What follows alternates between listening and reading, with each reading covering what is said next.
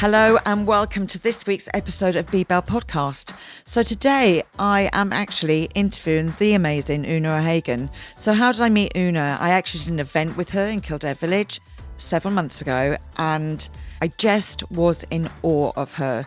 She speaks so well. She teaches us so much. I loved speaking to her because she's just mindful of information. But it was so lovely to actually go back and see her story. We had a bit of a giggle. I took her down memory lane. I thoroughly enjoyed it. I know she enjoyed it, and so I hope you enjoy it. So, welcome to this week's episode. This lady needs no introduction. Apart from, I would say, I've probably only over the last 6 months learnt how to pronounce Mars properly. It is the amazing Oonagh O'Hagan. Oonagh, thank you so much for coming today. Oh, you're very welcome, very welcome. It's a pleasure to be here and sit and talk to you. Oh, listen, I wanted to tell you as soon as you walked in the room, and I thought, no, because I was saying earlier, guys, that some of the best bits are just when you meet and they're having that conversation, and then you're like, oh no, I need to get this conversation on the pod. And we met a few months ago. We did a lovely pestle and mortar event down in Kildare Village, and I have to be honest, and I'm not blowing smoke, but I was just in awe of you. I was just like, half of me was like, I need to MC this really professionally. She's amazing. I'm taking so much from this. The other half of me was saying, I just want to lie on a couch and just listen to her voice. Oh, that's so funny. Because you have just this great voice. Oh, really? Do you think so? Yeah, oh, I absolutely love it. And then the second time, then we bumped into each other a few weeks later at the Tatler Woman of the Year. And I don't know if you know what you do when you receive people, because you have these like glass eyes and this massive smile, and straight away people just want to be around you. Oh, gosh, I never thought of that. Thank you for saying that. But it is, and I know my mum always taught me, I spend a lot of time saying to people, tell your face. They're like, I'm so happy, Sian, and they just don't look happy. I'm like, tell your face. But your face is like my own, I suppose.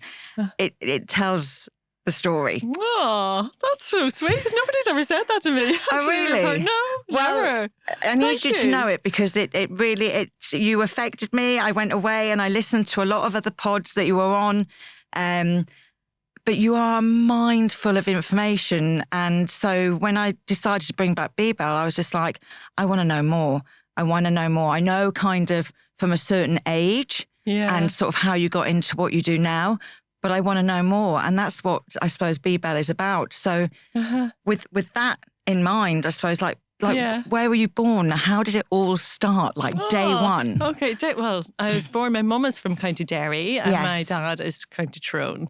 So when I was born, so my granny Cassie, hence my daughter's name is Cassie. My granny Cassie had this house at the very end of a road on the top of a mountain in County Derry, so in the countryside. She reared like 12 kids in this house, no running water, no electricity, phenomenal woman. And she was at the very end house. There was no other houses at the end of the road, like literally in the mountain. Just right at the top. Yeah. So when mum and dad got married, they had in this tiny little road up to it where you could only have one car passage, and in the winter time it used to be snowed in, like there would be blizzards so you wouldn't get up. So that's how remote this is. And there was a house halfway down that road, which we called the Yankees house, because there was American people at some stage living in this house. And when mum and dad got married, they moved in there together. And so when I was born in Galvin Hospital in Derry, and mum and dad lived there for 2 years until dad had bought a house in Plumbridge where we live now, where my home, where mum and dad still live. And they moved closer to where daddy was born in Plumbridge. So he's from Plumbridge, slightly out the Strabane Road, but we live just outside the village there. And did you have many siblings? So I have 2 sisters and 1 brother, and I'm the eldest. So and I was the eldest grandchild on my mummy's side as well. So in Granny Cassie's house, mum was the first to get married and I was the first grandchild, And so I'm thinking now she had 12 kids, so there's a lot of cousins. Yeah. And were you close as a family? Oh, very much so. Close cousins? Yeah. And I think, it's something that I have really tried with my own kids to keep that connection with their cousins as well. because we just take off where we left off, even though it may be, 5 years, 6 years, 10 years since I've seen someone, because obviously some of them live in England or whatever now. And so we wouldn't see each other as often. But like we just start off where we ended off. There's nothing like it. Yeah. There isn't. I always say your cousins are your first best friends, aren't they? Absolutely, yeah. And we spent all summer, Sian, in Granny Cassie's house, in this little 3-bedroom, and she had this like living room as well. So some of us would be sleeping, but she would, because Granda, her husband, died very young whenever I was only 2. So a lot of my cousins wouldn't have known Granda Burke. But we stayed with her for the whole summer. And she had there was times it would be like 20 of us in that house. Amazing, and she just cooked pancakes on the stove, and, there'd be chickens running around. That would be our eggs. And we'd just run the fields because there was like no passing cars because there was no other cars up there. It is amazing. It was, the sense of freedom was amazing. Yeah. We'd go in the morning, we'd come back in the evening. There was an old like stream at the bottom of a hill, and we'd go down there and the fish would be jumping out of it. And we'd be trying to catch the fish, and it was bliss, like it was heaven, really. But as the oldest, were you held in like that leader style of responsibility? So. Yeah, I certainly always felt that, and I think then as a result of that, I always put myself certainly under pressure to make sure that I was always doing the right thing to sort of like set an example, I guess, not only within my own sisters and brother, but actually the other cousins as well. Yeah, I definitely felt that, yeah. And do you still actually pressure? I love that word at the moment because I've had so many conversations with younger women about stress and pressure, and a lot of younger women thinking it's a very similar thing. And I'm like, actually, no, I work quite well under pressure. I achieve a lot under pressure. But I'm not stressed under that pressure. Yeah. So as a kid, like, how do you think you dealt with that socially, I suppose, but like in school as well? What kind of person did that make you in school with groups of people? Were you in all the groups, or were you in the popular group, or did you stay with a group? Like, well, when I was in school, believe it or not, the primary school in Plumbridge where we went to, I only had 3 teachers for the full year. Yeah. So there's 3 people in my class in my year, So myself and 2 guys, Colin and Oren, and we were taught in a classroom with 3 other years, So we were in that classroom from the equivalent of, if you call it, we did our 11 plus, so slightly different in the north or whatever. But those last 3 years of primary school, I spent in the same classroom with the same teacher with, when I was in my final year of primary school, there was 2 other years behind me. Wow. And when I was in the 3rd year there was 2 years ahead of me. So we were picking up what he was teaching, because he would teach obviously us some things. Then he would move to another year, and then so 3 curriculums. It was mad when you think of it. Yeah. 3 teachers in the whole school. Yeah. So that went on not only like in, say, junior infants and senior infants who were taught together by Mrs. Morris, an incredible woman. She was just phenomenal. And then again, in the next year, that teacher had 2 classes, and then Master Kennedy had 3 classes.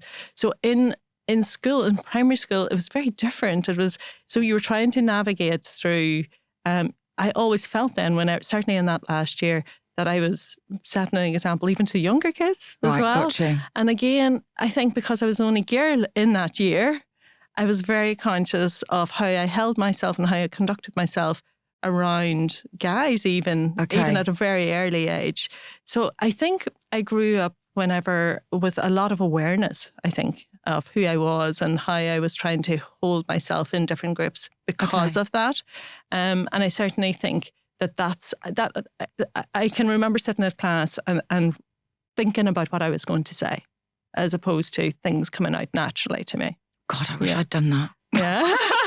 But you know what I mean? Very different reports. Yeah. So I was always very conscious of that. Okay. And where do you think, like, obviously it came from what you see. I mean, we learn from that. Yeah. But like, if you'd spoken to your mum about that, or your granny that was controlling 20 kids at the weekend, like, what kind of feedback would you get? Yeah, I never spoke about it. You never? No. Yeah, isn't it funny? Do you know, I actually thought that everybody felt like that. Okay. Yeah. Of course. Because I thought that that's just what was going on in all of our heads. But I know now with the hindsight that actually wasn't the case at all. Yeah. And people say things to me about growing up with me. Now, if I go back for reunions, whether it be secondary school or even my primary school friends, and they'll say things to me, and I'm going, my God, you really had no idea what was going on in my head, you know? Okay. So they play out, remember this time or whatever? And I'm going, that's not how I remember that at all. Like, so, you know, it just shows you how people have different perspectives on things, you know? And how important our feelings are to us. Yeah, because it doesn't matter how I remember it. You know, we always say there's your story, my story, and then the word in between, which is probably the truth. Yeah. And that's why I'm obsessed with feelings. You know, I'm always asking my nieces, how do you feel? How do you know, because that's super important, because words can be thrown and battered around. But it's how that word makes you feel that's really important. How it triggers you, absolutely. Yeah. And so, I mean, you spoke about 11 plus. So I didn't miss 11 plus. Probably wasn't going to take 11 plus. I wasn't great at school. But then did you go to a grammar school? Yeah. Yes. So at that stage then, that was the whole thing, 11 plus then in the north. Very, very filtered you then. Were you going to grammar? You know, so at that age, when I think about it. Huge pressure. Talk about pressure. I remember in my 11 plus, actually it was a year behind, I think. No, in my 11 plus year, there was somebody sitting, doing the exam, doing the mocks. We were doing a practice run. So it wasn't even the real thing. God. And them vomiting on the table, do you know, because of nerves of even thinking about that. Because there was so much pressure to know this one paper was going to send you in a certain direction of your life. Like, you were going to end up in a grammar school or not. So I ended up, going to a grammar school. So it was a convent in Strabane. So again, because Plumbridge is a tiny little village, there was no second, you know, we didn't have any grammar schools in Plumbridge. So we ended up going to Strabane, or Oonagh. I ended up going to Strabane. And it was all girls' school, convent school, run by the nuns back in the day. There was a lot of lay, teachers as well, but there was a good few nuns whenever I was there. And that was like going from, I don't know, like tiny little school to this huge school. I found that really, really difficult for the first year, just trying to find out who I was. Yes. You know, and a lot of the school would have been girls from Strabane town, so we would call them the townies, and they would call us the culchies. And so there was like that. Just trying to navigate all of that was difficult. I found that difficult. But there was we got a bus in from Plumbridge into Strabane, and it's funny the friendships you build on a bus like that. You know, first thing in the morning, nerves going in, coming home, all of the activity that went on, and that's a 10-mile journey. So that took a while. So I have great friendships, which I still have today. In fact, we had a reunion recently. We had the best laugh. Like our group. Were you on the girls, back of the bus or the front? Back of the bus, yeah. Of course you was. I knew I liked you. So, we had great fun. Honestly, and it was a mixed bus, you see, because there was the boys going to the boys' school as well. So we really had a good crack there, And lots of friendships, etc. was made on that bus, So, it took me a little while to definitely find my feet in Strabane in the grammar school. But then, when I did, and I think my group of friends there ended up being a mixture of both, actually, you know. And then, you know, in the north, we do our GCSEs up to like what would be the junior cert now, and then 2 years in its A levels. And it's different to, you know, the southern educational system in that you really select at GCSE level whenever you decide. So you drop maybe, I think I did 11 GCSEs, 11 subjects, and I brought it then down to 3 or 4. Yes. So you drop a lot more. So you become a lot more, you do those subjects to a higher level, if that makes sense. So by the time I did my GCSEs, I knew I wanted to do science, and I knew like that's what I loved, and maths, and but particularly biology, chemistry. Okay. At that stage, I couldn't do physics, just the way the timetable worked, but I ended up picking up physics myself and just did it myself. Because I was going to say, don't pick 11. You must have done a couple of extra. I think we picked 9 oh, really? Because I would have done the same, GCSEs and then on to college. Yeah. I thought it was 9 or 10. Okay. 11 sounds like a lot. Yeah, I think it was 11 I did, Wow. I might have did maths and then higher, with the equivalent of higher maths. And then I did, maybe I did pick a few others. I'm not too sure. But then I picked up physics as well, because I don't know, I think I'm a little bit of a geek, Well, I think you sound very brainy, actually. But I do like the way that it works, like the way that we could pick. And what I liked as well about when I was doing GCSEs and A-levels, we could pick things that we were actually interested in. Yeah. So if you weren't science, and which I wasn't, I did dance, theatre studies and photography for my A-levels. Wow. Very, all creatives. Yeah. But I had the choice to do that and know that I could succeed in them. Yeah. Whereas I think it needs to be more open here so that all brains and whatever direction you want to take in life is covered. Yeah. But yeah, no, like I loved chemistry myself, and biology ended up being such a big part of my life because as a dance teacher and a Pilates instructor, I've done a full 360 with physiology and anatomy, which I'd taken more notice at the time. Yeah. But did you love the process? Like you obviously enjoyed that side of it. Yeah, I did. Yeah, I really loved. I love learning. That's and I still love learning today, and I think, to be honest with you, the teachers in my life, a few of those teachers made a massive fundamental impact. And I must actually go back and I've told 2 of them already, but there's 2 others that I really need to go back and just say, do you know? Thank you. Yeah, thank you. And like, do you realise the impact that you made in my life? So particularly my biology teacher, actually, chemistry teacher as well. So those groups then became very small, I suppose, on those subjects. And so you could spend a couple of hours just really getting into a topic. I loved that when it kind of nearly went off the textbook or whatever, and you start just applying that knowledge to the practical world.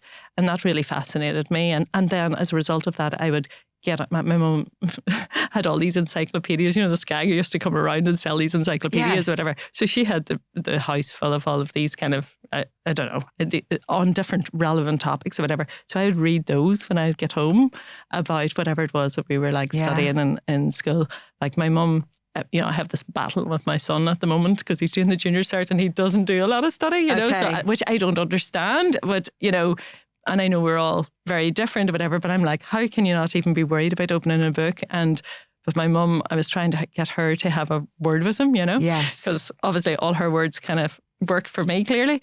And she was less like, don't be like your mum, because I used to have to go and actually unscrew the light bulb in her bedroom at night time to stop her reading and stuff. Oh my God. I can't remember her doing that, but she would say, I used to have to go in and pretend the light wouldn't work. To actually get you to go to sleep. Yeah. And it's so funny because I'm not a reader at all. Yeah. I'm all visual. Visual learning for me. I always say, if I could watch you do a presentation, I'd be able to present that presentation to the word. Yeah. No problem. My husband is a massive reader. He could read 2 or 3 books a week. Yeah. And I'm always like, if I need anything on, I always ask. He's full of information, but he is like that encyclopedia, whereas I'm all photographic. Okay. But I see my sisters, there's a big gap between my 2 older sisters, me and my older sister and my 3 younger sisters. Yeah. My parents worked for other people when we were growing up, so didn't have as much time, a lot more time as they worked for themselves, my 3 youngest. And my mum read to them every night. She would read to us too, but really instilled reading into them, and they're all real bookworms. Yeah. And now my nieces are real bookworms, and I think I probably regret that I never really got into it, and it doesn't bring me that much joy, but I love the joy it brings them. Yeah. Okay. Yeah. Well, my mum was such a huge believer in education. Yeah. Such a huge believer in education. And she just really worked so hard, her and Daddy, to get us a really good education and put us all through college and everything. And I have a huge amount, I know the lengths that she went to and what she gave up to make that happen. And I always feel, I suppose, Sian, that a huge sense of gratitude for that, because only for her doing that, I wouldn't have the opportunities I have in my life right now. But also, I feel like I have an obligation then to, not everybody has had the opportunities that I've had. Not everybody got to study in Trinity or whatever. And I learned so much there that that took it to a whole new level for me. What a shame it would be for me not to be able to share that with other people who haven't had that opportunity. So, and I feel that real sense of, it's an obligation on me. It's not coming from anywhere else. Yeah, I think so. So, and that's why I suppose we do what we do a lot of in terms of trying to, in pharmacy, to share that information, whether it be within the pharmacies or whether it actually be on social media or whatever, because I do know that anybody who doesn't work in my world or whatever, where do they get this information? They get it from Google or whatever. And sometimes there's so much misinformation out there. I feel obliged to be sharing the accurate information so people can get the right information. You do it so well. Well, I don't know about that. I try. You know how you do it so well because everybody can understand it. I was actually talking to a girl last night and she said, you've taught me something. She's trying to simplify things. Yeah. She's an AI specialist and she just goes off on a tangent. And I have to say, Jen. Bring it back. Bring it back. Let's start. What does that mean? And she's like, it's changed how I communicate with people. Okay. You do it really, really well. And is that because I listened to something, an interview that you did and you were saying, when you were at Trinity. So obviously, first of all, let's get to Trinity. Yeah. You move from this tiny school to a bigger school. Yeah. You have the crack on the bus. Yeah. You love your sciences. Yeah. There's some confidence in applying for Trinity. Yeah. Needed. Well, I think where it really came from for me was like we grew up in the Troubles in the north, and that was a really difficult time in Northern Ireland. And because, again, we were quite remote in Plumbridge, there was a lot of activity in our area. So like Tyrone would have been, particularly around Strabane area, whatever, there would have been a lot of conflict, say. Yes. And so I grew up in a world where, I had a part-time job or whatever, and there would be a bomb scare in the town and everybody would be evacuated. And that just became part of normal life. And I always laugh at Derry Girls, that scene on the bus where the army get on the bus and check school bags. That happened to us, that bus into Strabane on a regular basis. We'd be stopped by the soldiers. They'd come in and search our school bags. And that became normal, but I knew it wasn't normal, And, we'd wake up in the morning, in the wintertime, my mum would send me out for turf, out to the shed. We'd be stepping over soldiers, like lying because it'd be camouflaged and they would be trying to sleep because they'd been up all night. And, I'd be stepping over them kind of going, sorry, I just need to get turf or whatever, not knowing, and all of their rifles and everything lying around the place. And they were only kids, Sean. Like they were so young. And like my mum used to always, she'd get so annoyed that, first of all, the turf shed is full of soldiers and without anybody even asking. And secondly, then she would look at them and go, oh God, they're only 16, 17. Oh, do you know? And so she'd be saying, go out there and ask them to want a cup of tea. Do you know what I mean? So it was real such a conflict. Do you know what I mean? It was just all so wrong in so many ways. So I just wanted out. I wanted out of the north, to be honest. So a lot of my friends were going to Belfast, to Queen's and all of the rest. And I love Belfast, love Queen's as well. Yeah. But I just felt I just need to get away from this. I just knew it was all wrong. And I had 2 aunts in Dublin at the time. And I used to come down in the summertime and mind one of their kids. So one of my aunts, Annie. So she had 4 young kids and she was working in the pub business.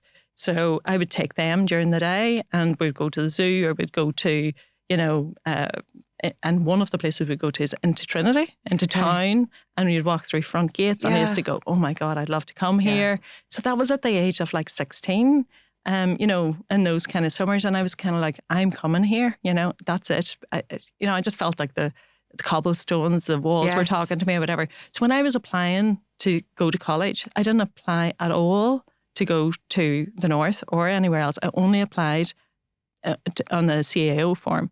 So I only really applied to Trinity. Okay. So I put down medicine, pharmacy, microbiology, biochemistry, all the science subjects, like literally just everything that they had in some form of an order. In terms of order of points, I suppose, that you needed to get into it.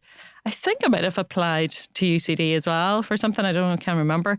And that was it. Like I was hell-bent, that's where I was going. I didn't actually even apply to anywhere else through any other system or anything. So I was going to come into Dublin no matter what, and I was for going to Trinity. And when my A-level results came out, they come out in a week before the Leaving Cert results. So I got the points for my first choice, which was medicine. And so the admissions office phoned us. Whenever we used to answer the home phone. Ding, ding, ding, ding. To check to see if I was taking the place because they needed to know how many places were left, you see, for the Leaving Cert. So, and my mum wasn't at home that day. I was there for whatever reason by myself. When you talk about moments that define your future, and I just happened to answer the phone, and she said, it's whoever from the admissions office in Trinity, just phoning to clarify, you're definitely taking that place in medicine. You got the points, congratulations, whatever. And I went, no, actually, can you change me into pharmacy? Just wow. Boom. Like I never even thought, I don't even think I'd ever really visited too many pharmacies. Yeah. I was just like... Straight off. Well, it was actually because I was so scared of needles. Okay. So that makes sense. I had an injection when I was really young, when I was about 7 or 8, and it blew up. The needle hit the bone and whatever, and I had to go and get it dressed every day in Oonagh Hospital for like 6 weeks or something like this. It got really badly infected. So I was always, I still have a fear of needles as a result of that. Still faint every time I get my blood taken and all the rest. Oh, wow. So I had this thing in my head that I wouldn't be a good doctor, but my granny Cassie wanted me to be a doctor. My mum, all my aunties were like, oh gosh, first doctor in the family, all of this. But it never sat easy with me, but I never said anything about it. And in that moment in time, I think it just kind of came out saying, no, change me. Because I didn't want to be. Yeah. I really didn't want that moment. Yeah. Yeah. That was the moment. And so I ended up coming to study pharmacy. It wasn't like I always wanted to be a pharmacist or anything like that. I went with my gut. I really went with my gut. And so when you arrived in Dublin, what did you think of Dublin? Oh my God. Well, I suppose I knew it to a certain extent from my aunts. Visiting. They lived, one lived in Tampalogan, one lived out by Dunboyne. So nobody lived in the city centre, but I knew the city centre from down and around. And there was nobody coming out of my school to come to Dublin. So my cousin Sinead went to Loretto in Omagh. And there was one girl in her year that she knew, a girl called Kate, who was also in the same situation as me, coming to Dublin. Nobody else coming out of Loretto. She was looking for a roomie. I was looking for a roomie. And so Sinead put the two of us together. Amazing. And so she said, there's this girl called Kate. She's mad. You'll love her. You'll get on great. Meet her at the Omagh Tech on Tuesday. She's going to Dublin to find accommodation. You used to move in together. That'd be it. So I was standing at the Omagh Tech waiting for this girl in a little yellow car, jumped in, you Kate, I'm in, and off we went. And then we lived together for 3 years, because I lived in rooms for the last year. What crack we had. I couldn't even tell you any of the stories, but the two of us, go on. The two of us lived together for the first year, and then her sister moved down, and her bestie as well. So 4 of us stayed together. So Brilliant. We used to call it squat mates. We had the best crack. Yeah. Such fond memories. What year was that? Oh, so I started at Trinity in 1991. Okay. No, 92. Was it 92? I think. Yeah. Amazing. Yeah.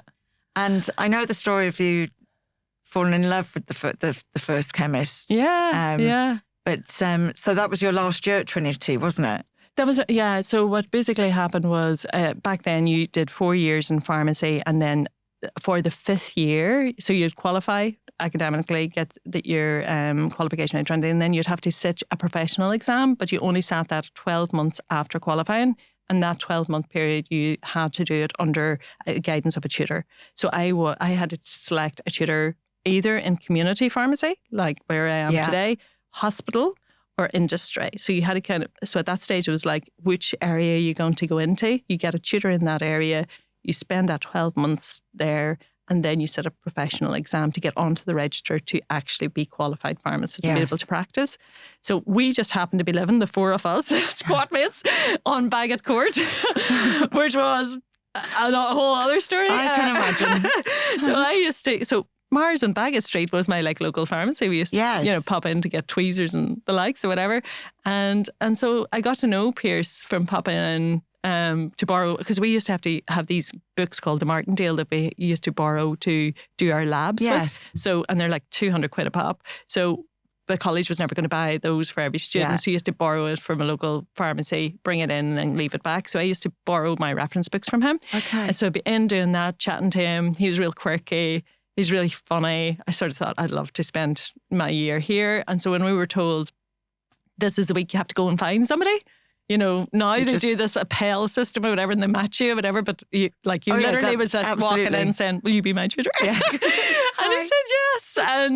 And we had Oh, come here. The best year. He's amazing. But yeah, that moment, that first day, I remember that first day so clearly because I'd never worked in a pharmacy before. Okay. I'd never, so I was terrified, but I remember just walking in and going, this is it. This is it. I just know it. Great. Yeah. How lucky do you feel like at that so point? Lucky. Yeah. So lucky.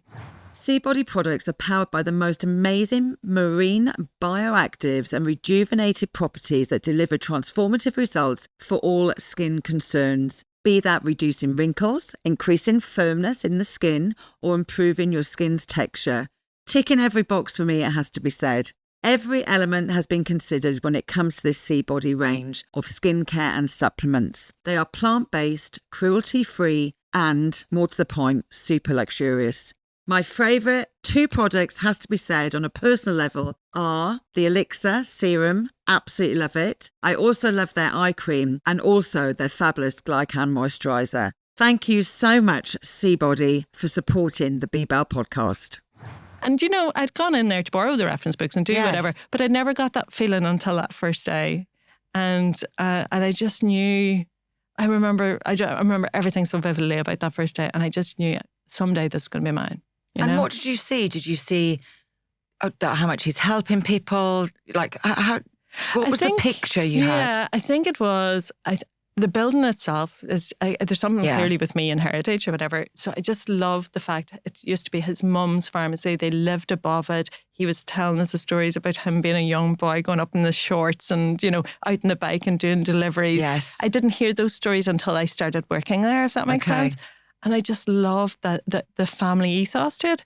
And then on that very first day, I could see the impact the community pharmacy makes to, people who may be lonely or, elderly, or the care that went into, those people. So yes, it is like an interaction that you have when you walk in and there's a bit of chat and might last 5 minutes, might last 10 minutes. But when that customer left, there was a whole concern and conversation going on about, do you think, she's okay? Do you think...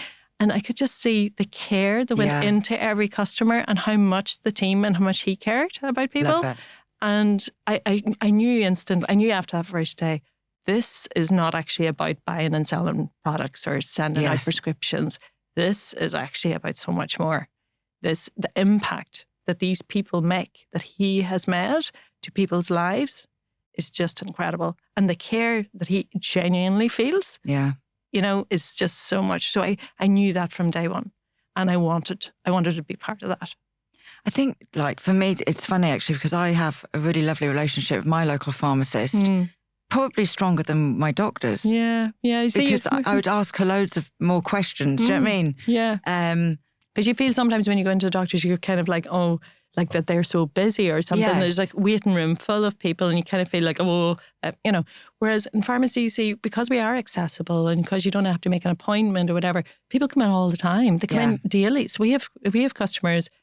I could tell you, if I walked into a certain of my pharmacies on a certain given day, I would know who's going to be in there. Okay. It's nearly predictable. Yeah. Because people call to the pharmacy maybe when they're collecting their pension or they're doing, so who's going to come in nearly which days of the week and nearly by which time. They're going to the post office at this time, whatever. So there's something lovely about that. It's really community driven, isn't it? Yeah, it is. And of course then they may be collecting their prescription, but actually they might come in another day to say they want something, they're feeling a bit tired or having trouble sleeping or whatever. Or they might be coming in another day because they're going to their granddaughter's communion and they're getting lipstick and a whatever. So you get to see all dimensions of their life, not just healthcare.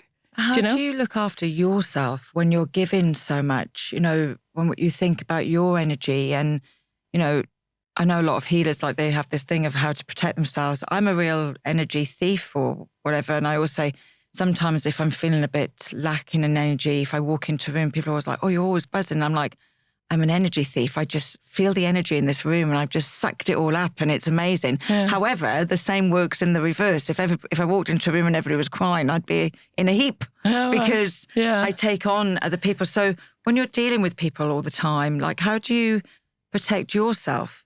Who looks after you? Well, I suppose my friends and my family, and I love being by myself as well, so I can fill up my cup very easy. I do meditation every day. Yes. a bath, out walking. Oh, I know what works for me, and I'm very happy to be on my own.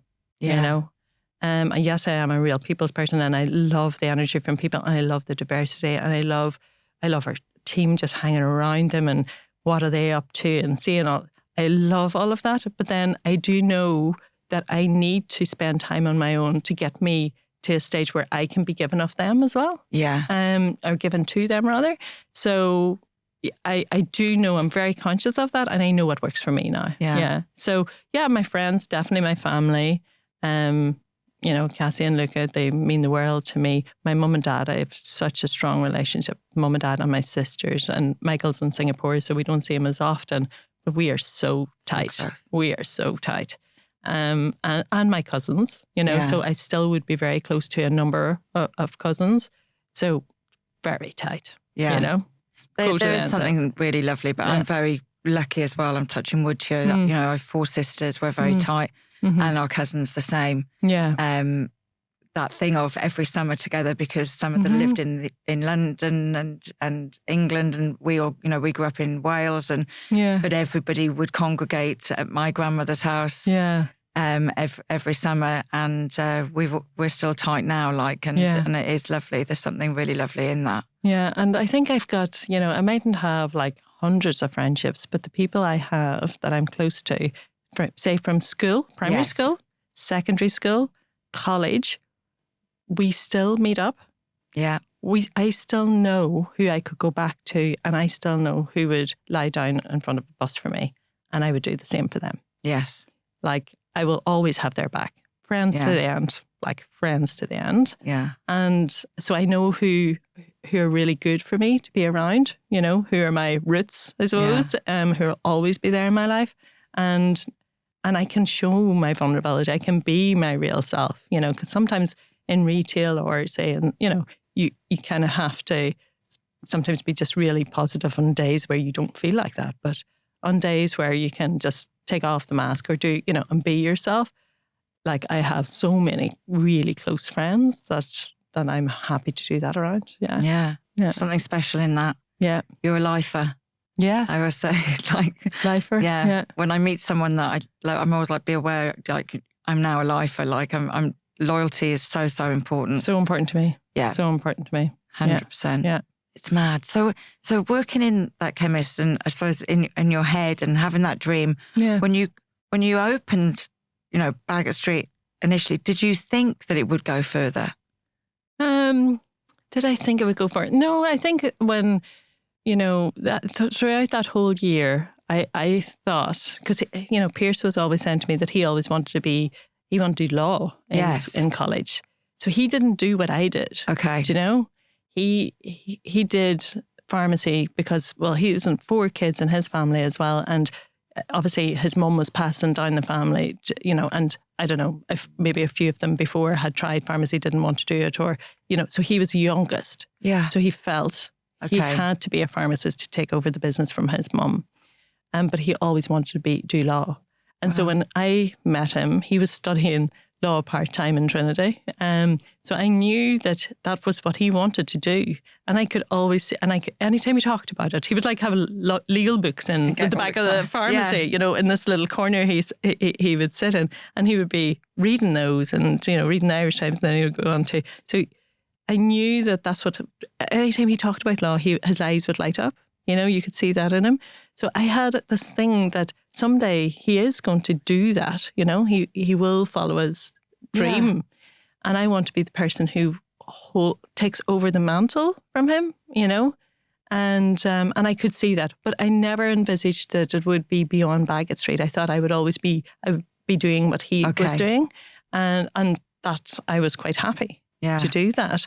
But I think then what happened was, I think my ambitions just grew over the next few years. I think we brought in lots of changes that, because lots of customers would come in that year that I was working for him and ask for certain products or certain brands or whatever, but he didn't sell those and felt like, I don't want to sell that because, for example, he didn't sell fake tan because he didn't think that women should be going and changing the colour. Thing, yeah. He didn't sell condoms, despite being a pharmacy, because he didn't want to offend the nuns. Okay. Yeah, because the nuns were such close customers and loyal customers to his mum, and it was way back at that time.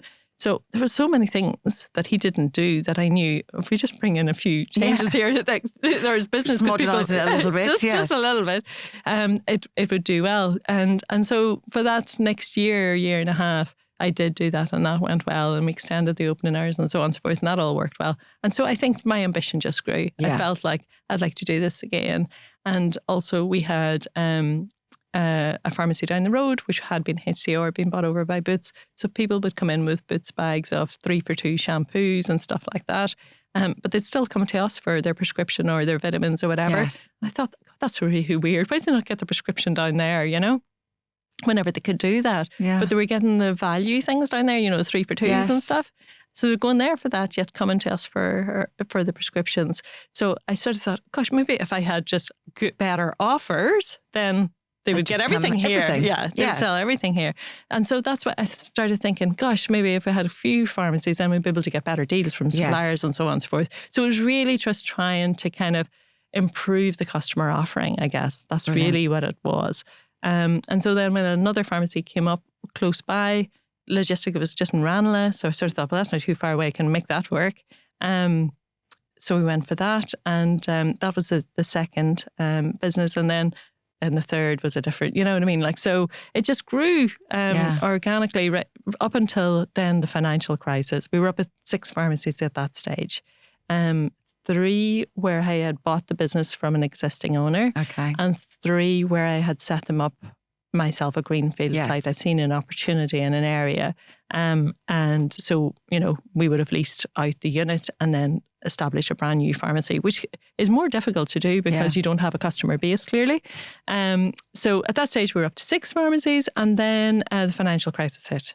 And that was probably one of the biggest challenges in my life, for sure, because it was a horrendous time, really, because at that stage, the IMF came into town. They basically changed how, pharmacy fees were going to be paid. And for every pharmacy, that was different, the impact of that, because it was all based on the type of government schemes that you had, whether it was GMS or this other scheme we called the Drugs Payment Scheme.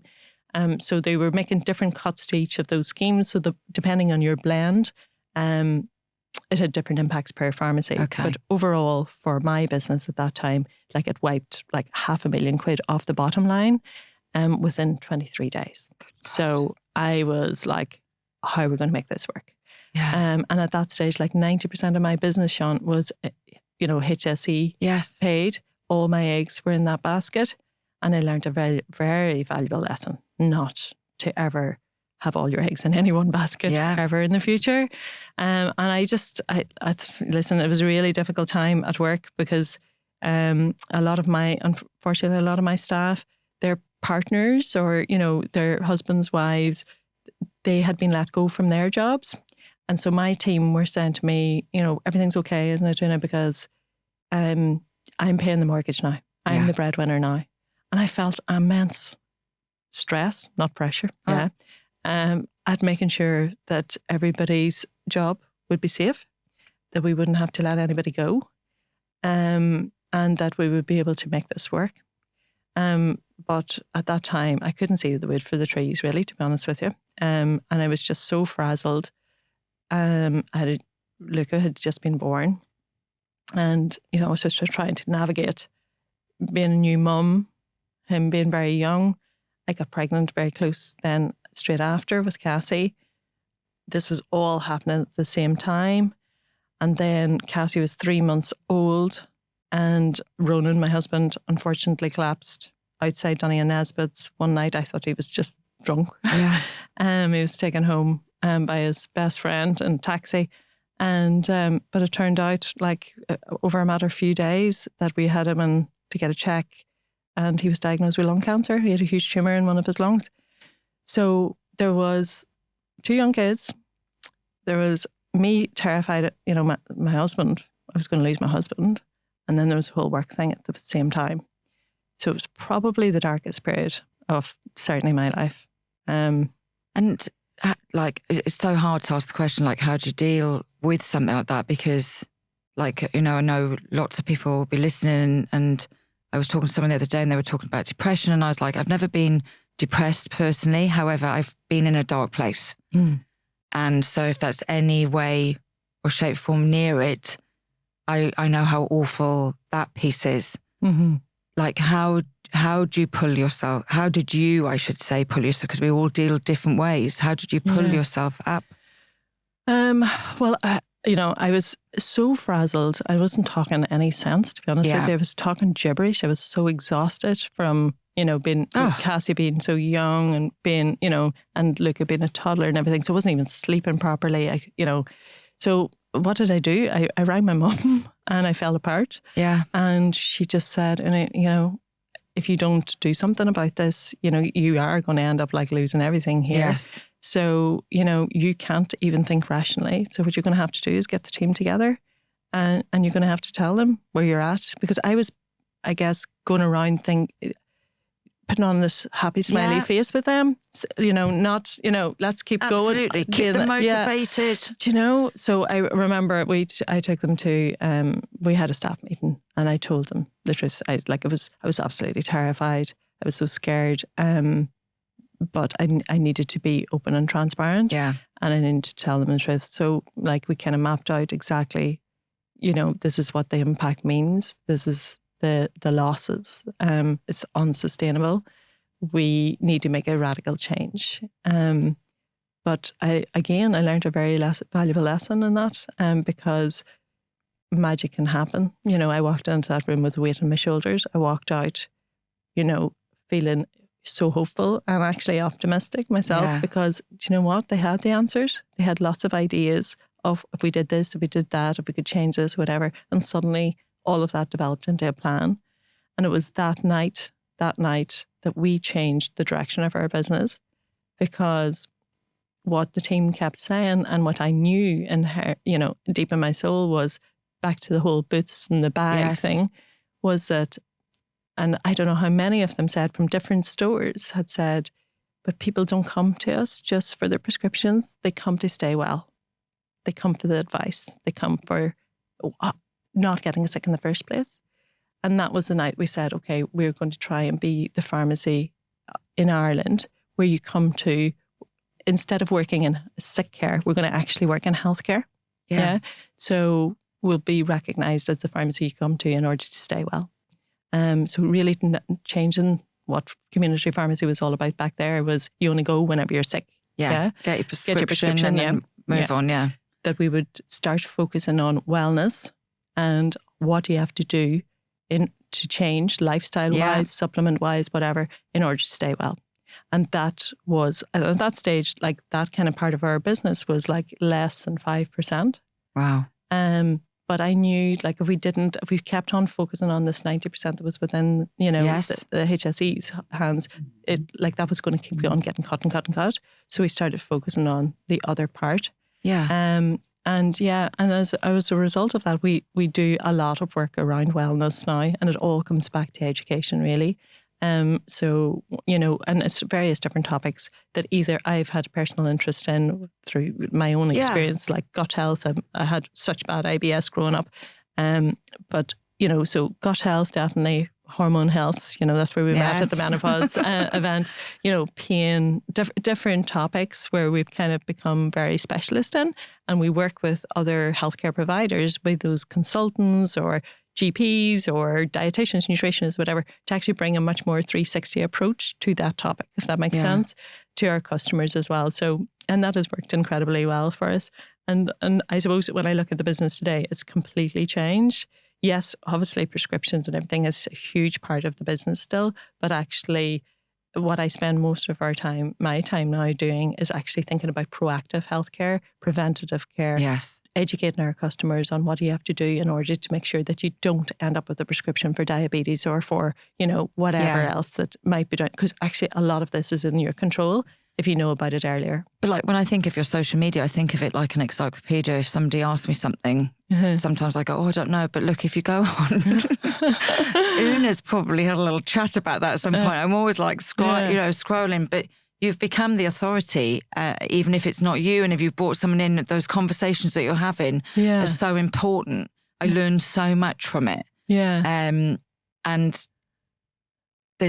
you hit so many different groups of people. Yeah. Well, we try to, because, what we're trying to do is, and one big challenge for us is actually now to talk to men, like, because even men are even, they have the same health problems as we have. Absolutely. But they don't tend to speak to them, tell anybody at all. So, and I think we can make a big impact there, So we're just trying to figure out, how do we do that, and how do we do that respectfully and professionally as well.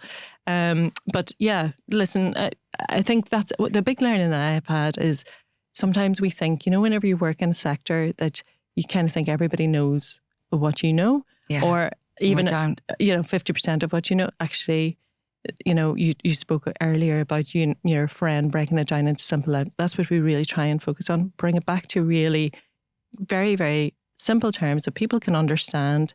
The people who have never studied biology or chemistry or whatever, or physiology, can understand, so that they can understand the why.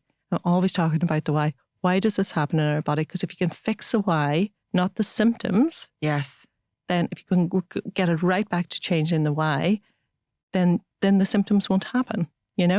So you got to bring it back to the root cause. So simple when you say it. Yeah, you got to bring it back to the root cause, and very often in that, like, it's lifestyle changes actually. Yeah, it's we all know it's all about what you eat and exercising and managing stress, and But what I've found, certainly in my experience of talking about the menopause, people don't understand even their monthly cycle. People don't understand what's happening at each stage of that. And so when they go into perimenopause and menopause, they don't understand. Yeah. If you don't understand your cycle, then you don't understand what estrogen and progesterone and testosterone is doing in your body. Yes. Then how can you understand why these changes are happening? So I actually start, and I lecture in Trinity on this now, bring it right back to the menstrual cycle and what has actually happened at each of these stages. Because if you understand that explicitly, then you understand with these hormones going down, then now I know why all these things are happening.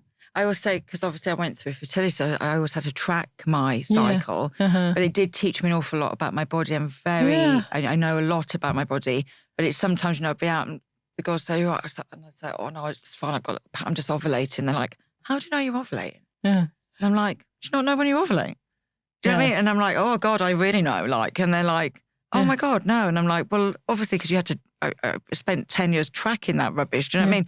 But my body's very, very different. And the other thing as well, when I was in my 20s, I was a fitting model. So they used to have to measure me twice a week. And during my cycle, like your body changes. Completely. It moves up and then it moves down and it moves back up and down. And so, I'd be saying things to my friends. They're like, what are you talking about? But you only know what you know. Exactly, because you have the awareness on that, you see. Yeah. And that's the thing when you study pharmacy or I'm sure medicine as well, because you understand that and you understand the why and why all these things happen in our body. And then this when it goes wrong, I suppose, the symptoms that you experience, then we understand what's happening. But the trick in all of this is communicating that to somebody who hasn't done pharmacy or hasn't studied medicine and to bring it really back to, because once you know and once people have the knowledge and are informed about it, then they're like, oh, I totally get it. Makes complete sense, now I know why I need more sleep. Now I know the benefits of meditation. Now I know, it's not all woo-woo. Now I know this actually changes all the hormones in my body. So why wouldn't I do? I'm all in. Yes. And then you see the results. And it's finding the things that work for you as well, I think, as well. I'm not a good meditator. However, when I move, all I'm thinking about is the biology of my body and how it's moving. That's my meditation. Yeah. So that's what I do in the morning. I think about movement. My brain doesn't think about what I need to get from Tesco's or everything. That's my meditation. That's when it's all structured. Then. No, absolutely. I'm just moving whilst I'm doing it. But I have to ask you, and I know we'll finish up, but what now, you said something earlier about, the aunties and your mum, you're going to be the first doctor in the family. What do they say to you now? Probably you're mad. You're slow down. Why are you doing this to yourself? Whatever. No, I think, listen, my mum is really proud. Obviously, she's really proud of all of us, and she's really proud that we've all followed our own path Yes. in life and done what makes us happy as well. Even when I look at my sister Joanne, who's the youngest, you know, she had tried a couple of different things and had the courage to say, this is not for me, and to change again. And she always had a huge fascination in skincare. So even after she gets all her qualifications, she went back and she got that qualification as well. So my mum is always saying, you know, do what makes you happy, because then it won't be like work. And I firmly believe that. So so I think she's proud of, certainly what we've done in our lives, but actually more that we're happy in what we do. Yeah. And all four of us would be happy in what we do. That's success to me. Yeah, because that's the thing. I think a lot of people think that a success brings happiness, but it's actually the reverse. That's what my experience is if you're happy in what you do, then you will be passionate about it. You will love it. It won't feel like work. I love what I do. I know I work absolutely crazy hours, and I know people look at me and kind of they say to me all the time, how do you manage that? I love it. I get great energy out of it. I get to spend amazing time with people, learn all of the time what's going on in their world or whatever. It's given me so many opportunities to look at the world in different ways. So I love it. I absolutely love it. So it doesn't feel like work. So it really brings me a huge amount of joy to do that. And when you have that joy and that gratitude in your life, that I think is what brings the other opportunities in there for the success. Yeah. Couldn't agree more. Yeah. And that's a beautiful way to finish. Oonagh, thank you so much. I thoroughly enjoyed that. I've learned so much again, and you're amazing. Thank you so much. Thank you for the invite. So thank you for listening to this week's BeBelle podcast. Don't forget, you can find us on social media. If you've got any questions, then please don't hesitate to DM us at BeBelle_wellness. You can also find this on our YouTube channel, which is my YouTube channel, Sian Horn. And don't forget, the more people that subscribe, the better that we can make this pod. So don't forget, like and subscribe across all channels. And thank you.